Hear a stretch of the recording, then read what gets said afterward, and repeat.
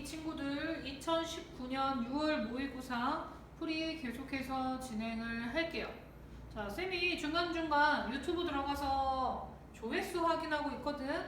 자, 근데 여러분들 우리 수업 수강하는 친구들 인원과 조회수가 같아야 하는데 같지 않아. 왜 부족해?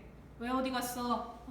얼렁얼렁 들어주시고요. 특히 지난주 일요일 수업 그거 쌤이 월요일날 촬영한 건데 알지? 그때 날씨 태풍 막 바람 막 비바람 장난 아니었던 거 아시죠?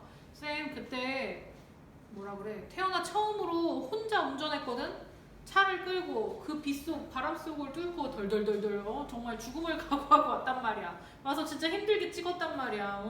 그러니까 쌤의 그 뭐라 그럴까 목숨을 건 노력이 헛되지 않게 좀 보셨으면 좋겠네요. 뭐 물론 지금 쌤이 이렇게 이야기하는 것도 수업을 보는 친구들한테만 들리는 이야기니까 사실 효과가 없는 헛된 메아리가 될 수도 있지만 어쨌든 좀 봐주셨으면 좋겠습니다. 자, 여러분들이 싫어하시는 독서 비문학 지문이에요. 그렇지만 2019년 6월 2018년 6월도 그랬고 2018년 6월은 진짜 심했죠. 진짜 쉬웠죠. 2019년 6월 또 독서 지문이 이 정도면 매우 쉬운 수준이다.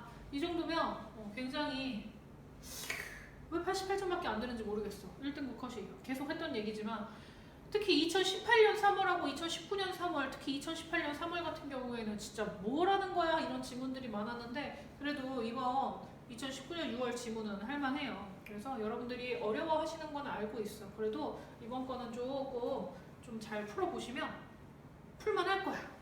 아 나도 할 수 있구나. 야나도 느낄 수 있어. 그러니까 한번 꼭 풀어보시고 강의를 보시면 좋겠습니다. 자 가겠습니다. 자 이번 지문에는 유전에 대한 거예요. 유전. 근데 되게 신기하고 재밌는 이야기였어. 쌤이 이 정도로 말할 정도면 여러분도 쉽게 할 수 있어. 자 볼게요. 고래의 유선형 몸매, 북극곰의 흰색 털처럼 주어진 환경에 어울리는 생물학적인 적응은 어떻게 일어났을까? 지금 적응에 대해서 먼저 이야기가 나와서 적응은 어떻게 일어났을까? 찰스 다윈은 자 유명한 사람 나왔네. 동그라미 사람 이름 동그라미 치시라고 했죠. 찰스 다윈은 종의 기원에서 종의 기원이란 책에서 자연 선택에 의한 진화를 그 해답으로 제시하였다. 다윈어는 뭐야? 진화론이잖아. 그죠? 자연 선택에 의한 진화를 그 해답으로 제시를 하였다. 개체의 번식에 도움이 되는 유전적 변이만을 여러 세대에 걸쳐서 우직하게 골라내는 자연 선택의 과정이 결국에는 환경에 딱 맞는 개체를 만들어낸다는 것이다. 다윈은 바로 다음 단으로 넘어가서 지울게요. 아이고.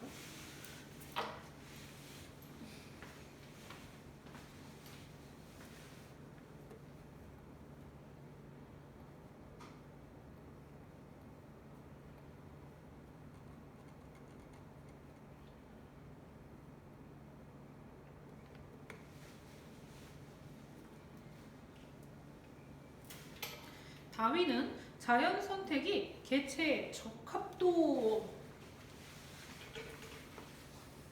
즉 번식 성공도를 높이는 방향으로 일어난다고 보았다. 적합도라는 건 결국 이건가 봐. 번식 성공도. 번식 성공도를 높이는 방향으로 일어난다고 보았다.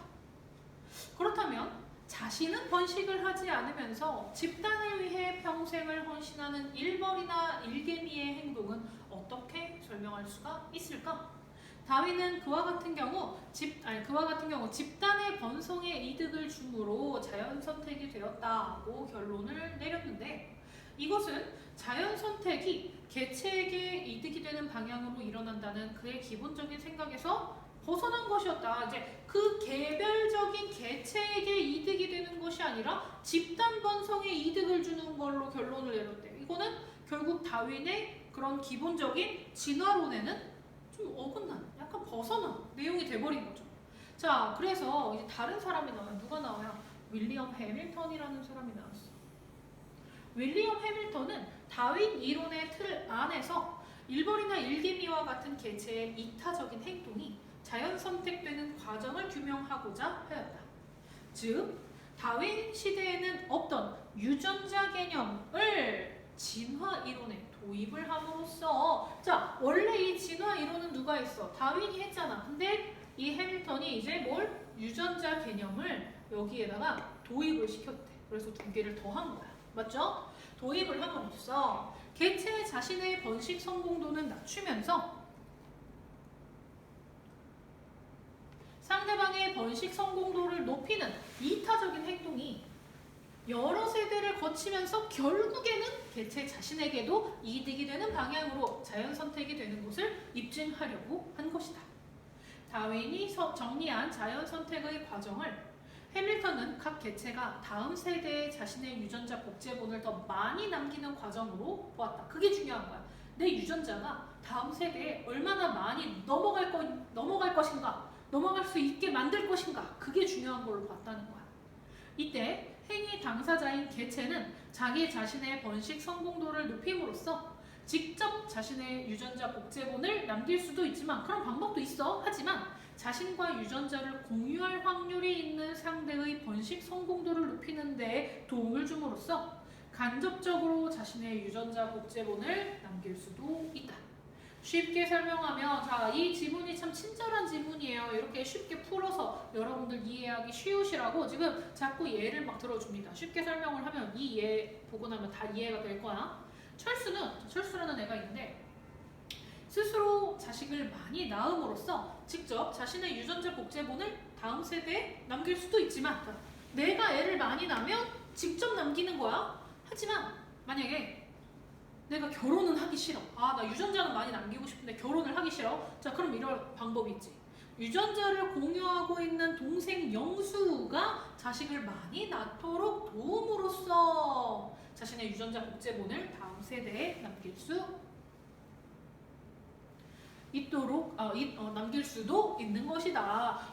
그런 거죠. 내가 내 유전자, 나의 뛰어난 이 유전자, 훌륭한 유전자를 다음 세대에 남기고 싶긴 해. 근데 예를 들어 여러 가지 상황에 의해서 내가 직접 남길 수는 없는 거야.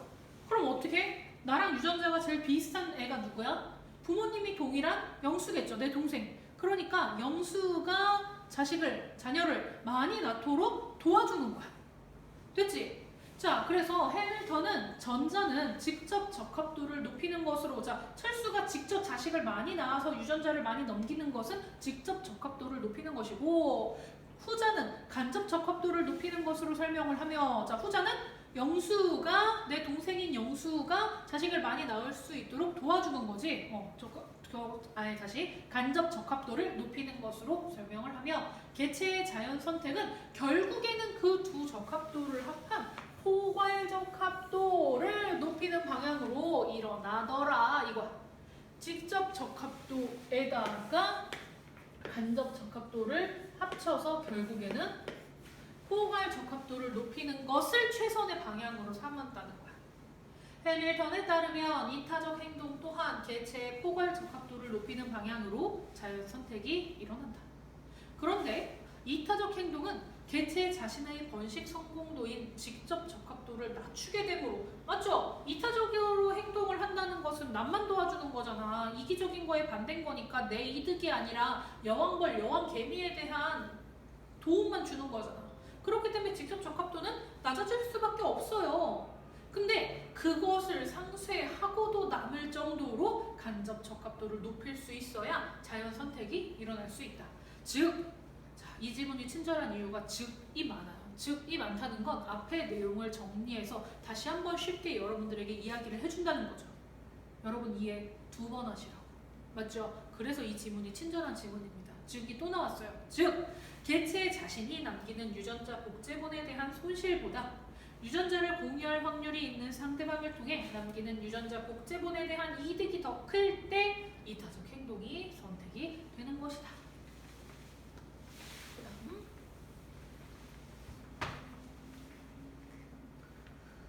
이때 개체와 상대방이 유전자를 공유할 확률을 유전적 근연도라고 하는데, 이제 이게 중요하겠죠. 유전적 근연도. 유전적 근연도라고 하는데 유전적으로 100% 같은 경우는 유전적 근연도가 1이 된다. 자, 100%가 1이야. 그럼 90%는 0.9가 되겠지.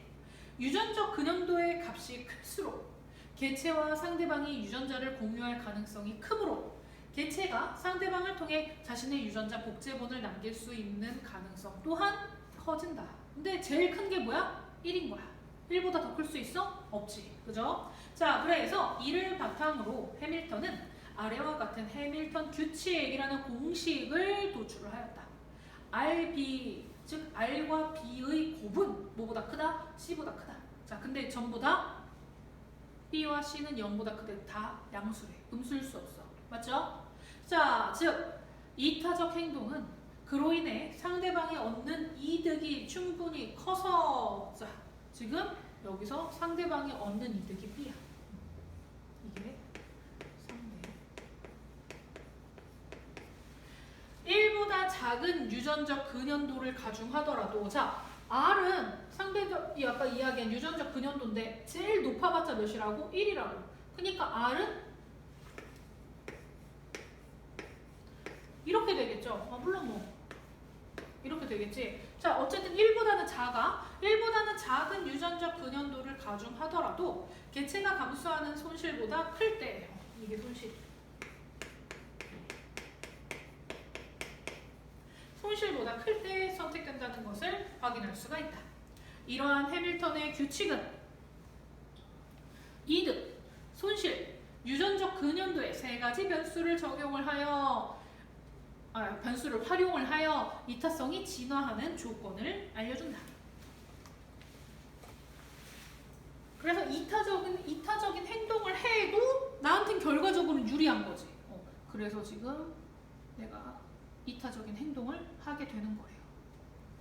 해밀턴의 포괄적합도 이론은 다윈의 이론을 발전시켜서 이타성이 왜 진화했는지를 매끄럽게 설명을 함으로써 진화 생물학자들이 이타적 행동에 대해 통찰력을 가질 수 있는 계기를 제공하였으며 자연 선택이 유전자의 수준에서 일어난다는 점을 분명히 하여 이후 진화에 대한 연구의 길잡이가 되었다. 그랬네요.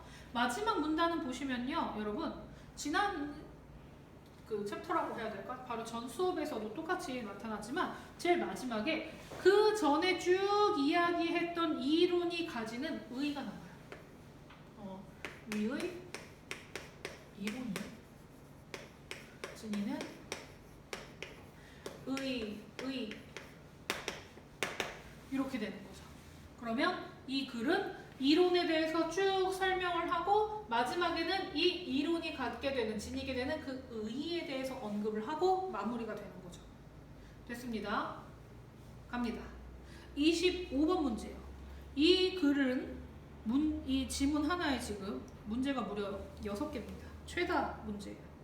이런 거 하나 이해 잘하면 6개 다 맞는 거고 이거 하나 이해 못하면 6개 다 나가겠죠. 엄청난 파워가 있는 글이었습니다.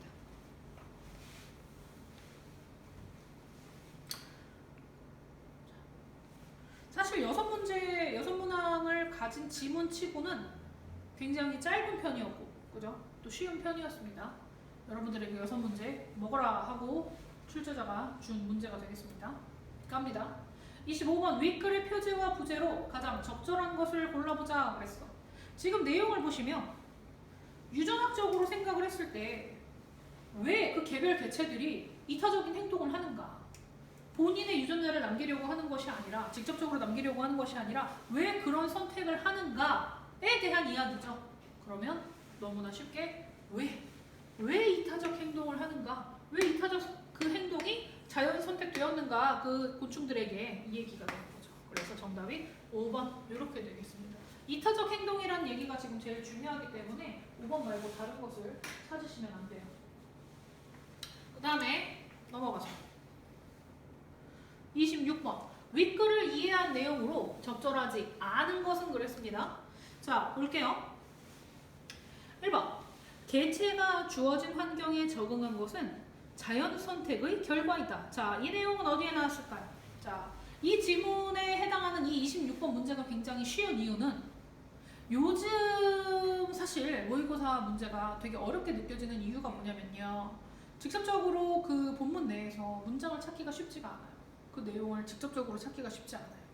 본문에 있는 내용을 가지고 와서 그걸 가지고 조합을 해서 새로운 단어로 문장을 만들어서 문제가 나온단 말이야. 근데 여기는 그렇지 않죠. 그래서 좀 여러분들이 쉽게 푸실 수 있는 거예요. 자, 개체가 주어진 환경에 적응한 것은 자연 선택의 결과이다. 자, 이게 어디 나왔냐? 1문단에 나와 있죠. 자연 선택. 그 찰스 다윈이 이야기한 거 있죠? 거기서 나온 겁니다. 그래서 1번은 적절합니다. 맞고요. 2번. 유전적 근연도는 두 개체 간의 유전자를 공유할 확률을 의미한다. 이렇게 쉬운 문제가 나와버렸어. 유전적 근연도 어디 나왔습니까? 거기 10페이지에서 A 부분 위에 이때 개체와 상대방의 유전자를 공유할 확률을 유전적 근연도라고 하는데 그랬습니다. 너무 쉽죠? 2번도 맞는 말이었습니다. 3번. 개체의 포괄 적합도를 높이는 데 기여하지 못하는 유전적 변이는 자연 선택에서 도태된다. 이건 어디 나왔을까요? 결국 1문단에서 이 내용을 찾아보실 수가 있겠죠. 1문단 읽어보시면 결국에는 포괄 적합도를 높이지 못하면 도태됩니다. 남아있지 않아요. 왜? 앞으로 살아가는데 적합하지 않으니까. 맞죠? 자, 그 다음 4번. 해밀턴은 다윈이 살았던 시기에는 없었던 개념을 적용을 하며 이타적 행동의 진화를 설명하였다. 자, 이건 어디 나왔습니까? 하나, 둘, 세 번째 문단에 윌리엄 해밀턴은 다윈 이론의 틀 안에서 여기 문단에서 보시면 다윈이 지은 그 책에서는 없었던 개념을 자신이 생각을 하여 추가를 해서 설명을 하고 있죠. 맞죠? 그래서 4번도 맞는 말입니다. 자, 그럼 정답이 5번이네요. 진화생물학자들은 이타성이 진화하는 다양한 이유를 제시하여 해밀턴의 이론을 뒷받침하였다 그랬는데, 자, 지금 이타성이 진화하는 이 다양한 이유가 나왔습니까? 단 한 가지도 나오지 않았어요. 이 글은 전반적으로 지금 처음부터 끝까지 다윈의 이론에다가 해밀턴의 이론이 결합되어서 그것을 증명하는 이야기로 쭉 진행이 되는 것이지, 다른 이유가 다양하게 어떤 이유도 있고 어떤 이유도 있고 이런 식으로 전혀 언급이 되지 않았어요. 맞죠? 자, 그렇기 때문에 적절하지 않은 것은 5번이 되겠습니다. 넘어갑니다. 27번. A에서 E를 바탕으로 할 때 가나다에 들어갈 말로 적절한 것을 골라보자. 갑니다. 두 개체 사이의 유전적 근연도가 어떻게 될수록 손실에 비해서 이득이 어떻게 돼? 그래서 이타적 행동은 선택되기 어떻다? 문장을 만듭시다. 두 개체 사이의 유전적 근연도가 높아야죠. 높아야 손실에 비해 이득이 어떻게 돼? 유전적 근연도가 높으면 손실에 비해 이득이 많겠지, 크겠지, 그죠? 그래서 여기는 근연도가 높을수록 손실에 비해 이득이 크기 때문에 이타적 행동은 선택되기가 쉽다. 이렇게 가야 되겠죠. 그래서 높크쉽 고릅시다. 높크쉽 4번. 이렇게 보시면 되겠습니다. 진짜 거의 초등학생 문장 만들기 수준이 아니었을까 생각을 합니다. 쌤이 너무 이렇게 말해서 기분이 나쁜가? 근데 쌤도 사실 얘기하잖아. 어려운 지문은 진짜 어려워. 이렇게까지 내야 되나? 싶을 정도로 이거를 솔직히 얘기해서 학생들이 이걸 어떻게 하나 막 이럴 정도로 어렵게 나올 때도 분명히 있어요. 특히 우리 했잖아. 2018년도 3월, 2019년도 3월 그 같은 경우에는 내가 쌤이 얘기했잖아. 풀다가 막 쌤들 욕이 나오더라. 막 이럴 정도로 어떻게 이따위로 문제를 냈지? 뭐 이럴 정도로 어렵게 나올 때도 있어요. 하지만 쌤은 솔직합니다. 쉽게 나올 때는 쉽게 나온다고 이야기를 하는 거죠. 네, 이 정도면 쉬웠어요, 여러분.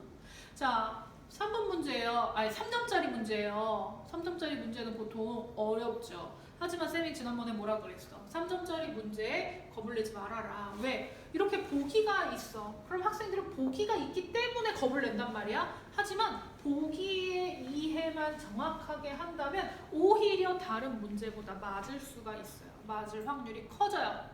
오케이? 자, 그렇기 때문에 겁먹을 필요가 없습니다. 자, 갑니다. 보기를 참고하여 1번에 대해 이해한 내용으로 적절하지 않은 것을 골라라 어린이들아 그랬습니다.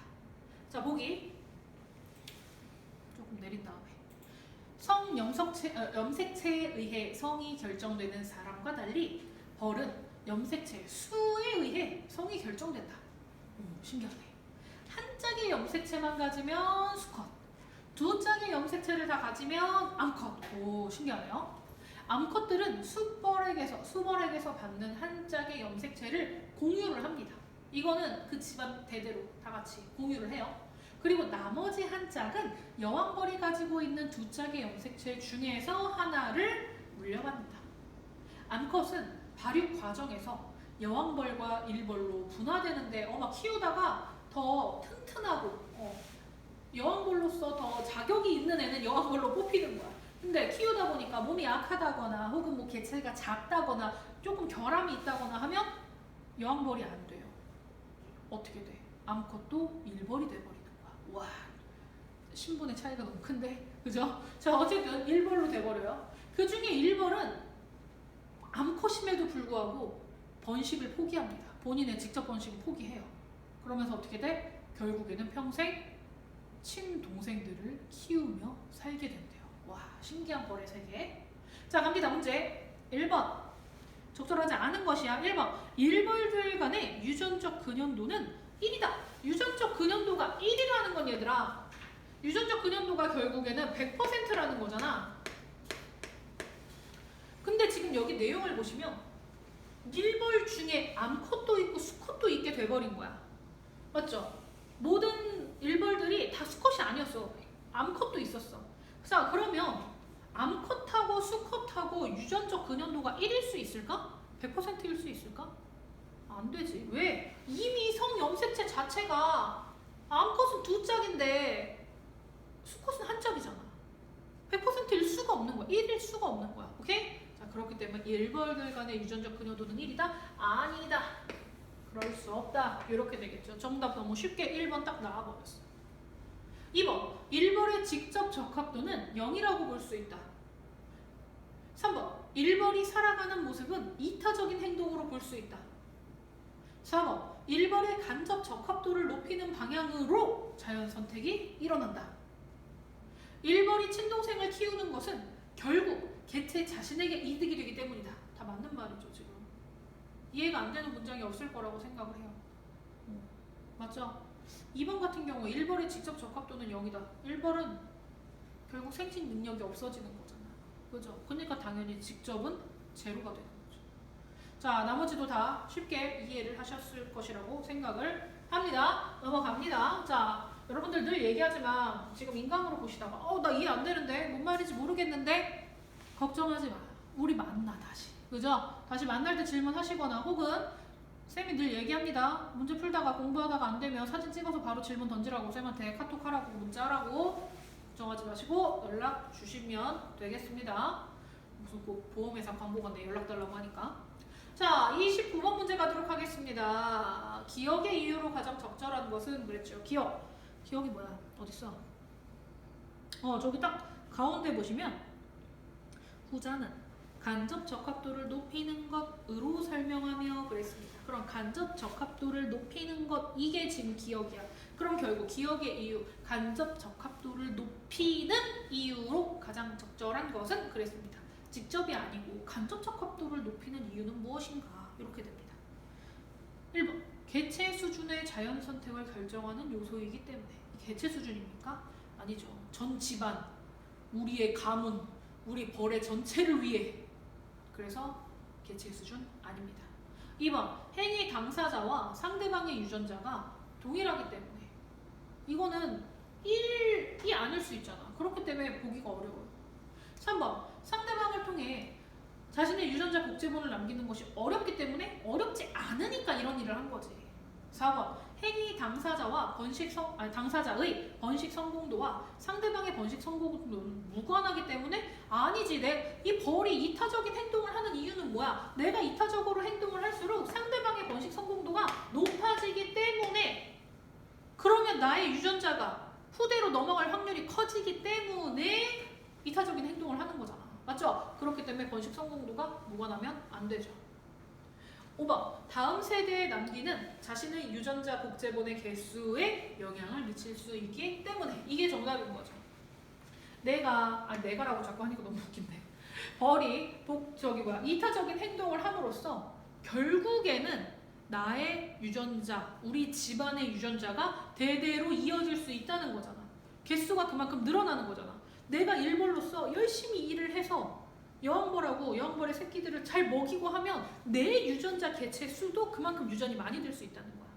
맞죠? 그렇기 때문에 영향을 미칠 수 있기 때문에 그렇게 간접 적합도를 높이기 위해 노력을 하는 거더라. 이렇게 되는 거죠. 됐죠?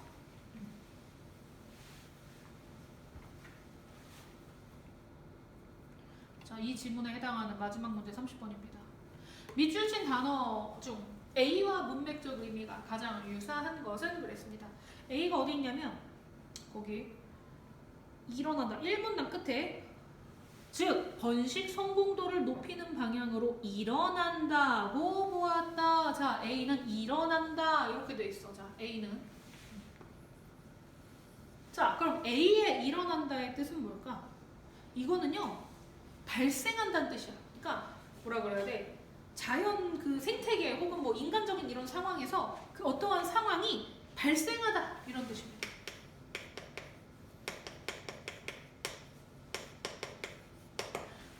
이런 문제를 푸실 때 좋은 방법은 이 단어와 바꿔 쓸 수 있는 가장 비슷한 다른 단어를 생각을 해보세요. 그래서 이렇게 생각을 한 이 단어가 여기 안에 들어갔을 때 어색함이 없는지를 생각을 하시면 됩니다. 갑니다. 1번. 사람마다 일어나는 시간이 다르다. 자, 이거는 깨다. 잠에서 깨다죠. 잠에서 깨어나다. 깨어나다. 2번. 자동차가 지나가자 흙먼지가 일어났다. 자, 이거는 이렇게 뭐라 그래야 돼? 아래에 있던 게 위로 올라오는 거야. 솟아오르다.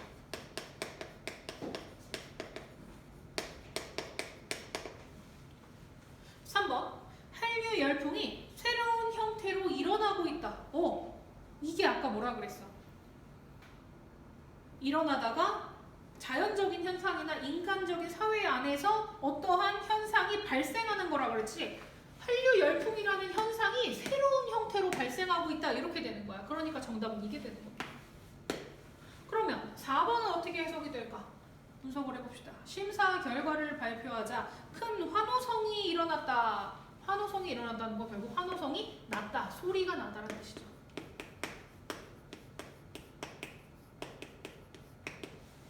5번에 그들은 자리에서 일어나 문을 향해 걸어갔다 그랬어. 자, 이 일어나는 앉아 있다가 일어나다 이거잖아. 그러니까 이건 결국 앉아 있다가 일어서다. 자, 이렇게 되는 거죠. 그래서 발생하다와 바꿔쓰기에 가장 적절하고 자연스러운 문장은 3번이 되는 거죠. 발생하다를 나 넣어봐. 사람마다 발생하는 시간이 다르다. 요거 흙먼지는 조금 비슷하긴 해. 흙먼지가 일어났다. 근데 흙먼지는 아래 바닥에 깔려있던 게 위로 부풀어 올라온 것이기 때문에 솟아오르는 게 더 좋겠고요. 환호성이 발생했다. 그들은 자리에서 발생해서. 이상하죠? 자, 그래서 3번이 가장 적절했다라고 보시면 되겠습니다. 됐죠? 자, 영상 시간 좀 확인하고요. 자, 끊고 다음 질문 들어가겠습니다.